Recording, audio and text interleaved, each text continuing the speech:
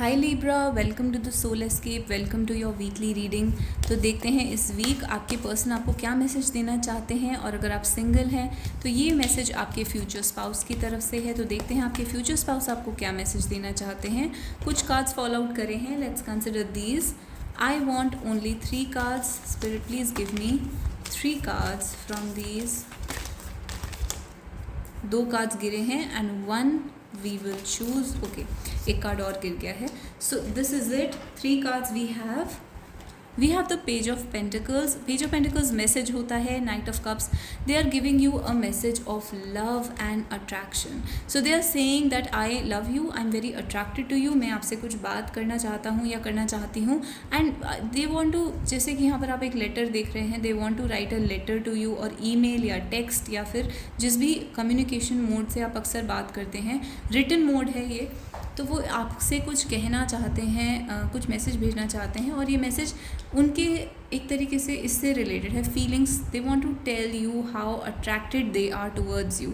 तो वो कन्फेस करना चाहते हैं अपनी feelings and they are missing you a lot. और वो आपके जो बीच में पास्ट मेमोरीज़ हैं उनको बहुत ज़्यादा याद करते हैं, और उसको याद करके they feel very very attracted towards you. तो ये ओवरऑल उनके मन में चल रहा है। This is a very clear message.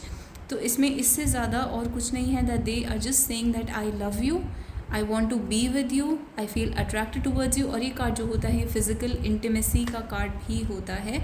तो वो कहीं ना कहीं इस टाइप का मैसेज भी दे रहे हैं आपको, that they want to be intimate with you.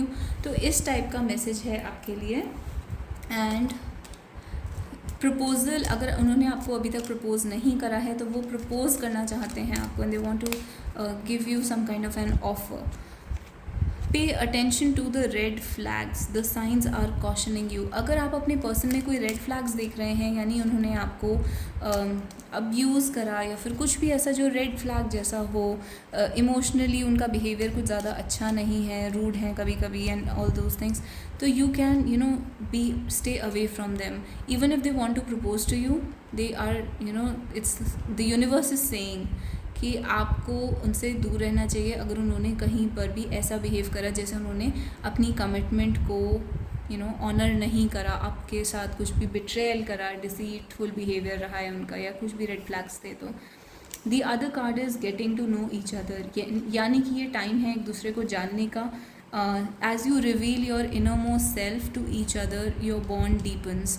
यानी कि जितना आप एक दूसरे को अपनी रियल सेल्फ दिखाएंगे, रियल चेहरा दिखाएंगे, उतना ज़्यादा आपका बॉन्ड क्लोज आएगा। तो यानी कि अगर आपके पर्सन ने आपसे कुछ छुपाया है तो they need to tell you the truth first, यानी कि उनको आपको अपना असली साइड आपको दिखाना है पहले, उसके बाद ही ये जो लव की मैसेजेस की बात हो रही है इसका कोई सेंस बनता है। अदरवाइज वो कह रहे हैं that they really love you, but this is for you to understand that they can be red flags. Forgiveness and learning, तो आई एम क्लियरली सीइंग कि इस रिलेशनशिप में कोई कॉन्फ्लिक्ट हुआ है, एक रेड फ्लैग्स हैं बहुत ज़्यादा। दूसरा पर्सन जो है ईगोइस्टिक हो सकता है, किसी भी टाइप की नेगेटिविटी हो सकती है उसके अंदर। एंड पहले आप एक दूसरे को जान लें और उसके बाद एक दूसरे की गलतियों को फॉरगिव कर सकते हैं बाद में। बट पहले आपको ये दिखाना पड़ेगा कि उन्होंने आपको ये समझना पड़ेगा कि वो किस चीज़ में आपके साथ गलत कर रहे हैं, जस्टिस नहीं कर रहे हैं, वो चीज़ आपको देखनी पड़ेगी। उसके बाद फॉरगिवनेस की बात आएगी। आप पहले उन्हें फॉरगिव नहीं कर सकते जब तक आपको यही नहीं पता कि उन्होंने आपके साथ क्या गलत करा है। So there is clearly a red flag in this situation. So this is the situation right now. और अगर आप सिंगल हैं तो जो भी आपकी लाइफ में आने वाले इंसान हैं फ्यूचर में, पहले आपको उनको अच्छे से देखना है, रेड फ्लैग्स देखने हैं, कोई रेड फ्लैग्स तो नहीं है, क्योंकि हो सकता है आपको थोड़ी सी कन्फ्यूजन हो जाए और आप सही इंसान को ना पहचान पाएँ। तो आपको रेड फ्लैग्स देखने हैं, अच्छे से एक दूसरे को जानना है, getting to know each other, और उसके बाद ध्यान से डिसीजन लेना है। And so forgiveness and learning में देख सकते हैं आप, ये गॉड जैसा फिगर है और कोई है जो गॉड से फॉरगिवनेस मांग रहा है।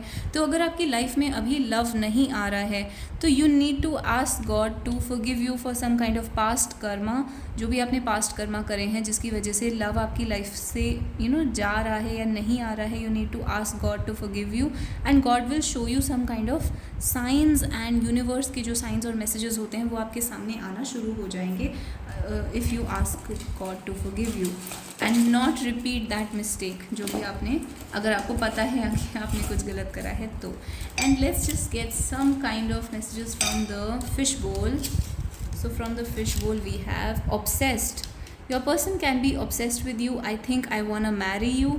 आपके पर्सन शादी के बारे में सोच रहे हैं. They are obsessed with you. They are really attracted to you. Seduction का कार्ड आया है जो कि ऑब्सेस्ड और अट्रैक्शन के कार्ड की तरह है. आपके पर्सन जो है वो बहुत ही सिड्यूस्ड हैं आपसे, अट्रैक्टेड हैं आपसे, और फिजिकल इंटीमेसी भी यहाँ पर शो हो रही है. Blessed a lucky coincidence blessed me with you. आप दोनों के बीच में एक लकी कोइंसिडेंस हुआ है जिसने आप दोनों को मिलवाया है या एक दूसरे को साथ रखा है, इस रिलेशनशिप को आगे चलाया है. Hot and cold. आपके पर्सन जो हैं they are blowing hot and cold, यानी कि वो कभी आपसे बहुत अच्छे से बात करते हैं, कभी नहीं करते हैं. ऑन ऑफ रिलेशनशिप हो सकता है. And commitment. तो मैरिज के 2 कार्ड्स आए हैं, यानी कि जो भी आपके पर्सन का मैसेज है वो मैरिज से रिलेटेड है. And it's like they are apologising for being hot and cold, यानी कभी ऑन कभी ऑफ. इस वजह से, इस तरीके के बिहेवियर की वजह से वो आपसे अपॉलोजी मांग रहे हैं. You can forgive but only after knowing कि उन्होंने इस टाइप की अपॉलोजी, अपनी गलती समझ ली है, अपनी गलती एक्सेप्ट कर ली है. इवन अगर अपॉलोजी नहीं दी तो भी इस टाइप की अपनी गलती समझ ली है. Then you can forgive this person, जो भी इन्होंने करा है यहाँ पर. And what I am seeing is, इन्होंने ये करा है कि वो कभी आपको अटेंशन दे रहे हैं, कभी नहीं दे रहे हैं. ऑन एंड ऑफ है. मैनिपुलेशन है ये एक टाइप का, माइंड गेम है ये एक टाइप का. So you need to forgive them, but first let them understand कि उन्होंने क्या गलत करा है. जो रेड फ्लैग्स उन्होंने दिखाए हैं, late them understand. So this is the reading. Let's get a few alphabets for you.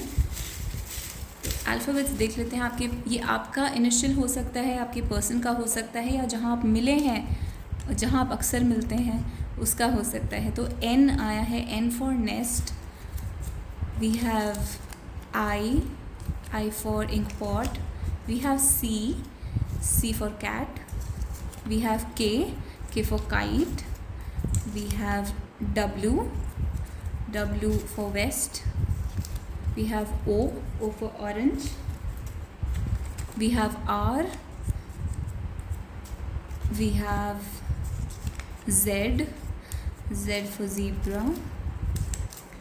We have E for eagle. We have J for justice. We have F for fan. One more, we'll have one more. Spirit, please give us just one more. This one. तो कौन सा है ये देखते हैं. L. So L for lemon. ये आपके person के इनिशियल्स हो सकते हैं, या फिर जो भी आपके पर्सन जहाँ रहते हैं उस सिटी का, स्टेट का, कंट्री का इनिशियल हो सकता है. Let me get one more. Let me get a song for you. So this song is थोड़ी जगह दे दे मुझे, तेरे पास कहीं रह जाऊँ मैं. This is a song from Vicky Kaushal's movie. So ये सॉन्ग आपके पर्सन ने आपको डेडिकेट करा है. So this is your reading Libra. If you like it, please hit like and give me a heart and a star in the comments down below. And please subscribe to the channel for more such readings. And also आप अपने questions पूछ सकते हैं कि आपको किस type की readings चाहिए. And I will see you guys in the next video. Till then, bye bye and take care.